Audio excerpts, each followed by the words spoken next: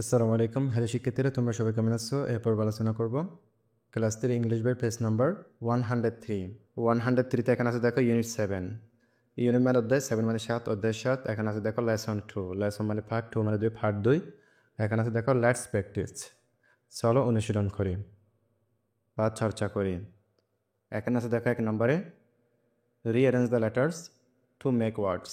Rearrange মানে হচ্ছে পুনরায় সাজাও, অর্থাৎ নতুন করে সাজাও। দ্য লেটার্স বর্ণগুলো, এই যে বর্ণগুলো কথা বলা হচ্ছে, এই লেটারগুলো কথা বলা হচ্ছে। টু মেক তৈরি করো ওয়ার্ডস শব্দ। এখানে বলতেছে rearrange the letters to make words, বর্ণ দিয়ে পুনরায় সাজিয়ে ওয়ার্ড লিখো বা ওয়ার্ড তৈরি করো, অর্থ শব্দ তৈরি করতে বলতেছে। Star with the capital letter, star মানে শুরু করো, উইথ মানে সাথে, দ্য ক্যাপিটাল মানে হচ্ছে বড়, লেটার মানে হচ্ছে বর্ণ। দ্য ক্যাপিটাল লেটার বড় হাতের বর্ণ।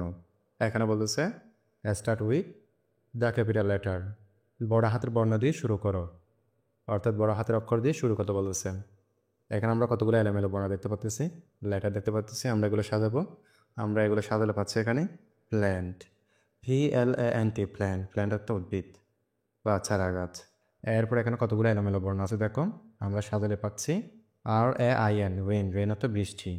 এরপর এখানে দেখো সয়েল, SOIL, সয়েল। সয়েল অর্থ মাটি।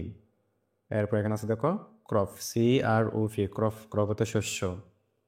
এরপর এখানে আছে দেখো ফার্মার, আমরা এগুলো সাধারণত পাচ্ছি ফার্মার, FAR, MER, মার, ফার্মার। ফার্মার অর্থ কৃষক। তাহলে শিক্ষার্থীরা তোমরা এগুলো ভালো করে দেখে নিবা।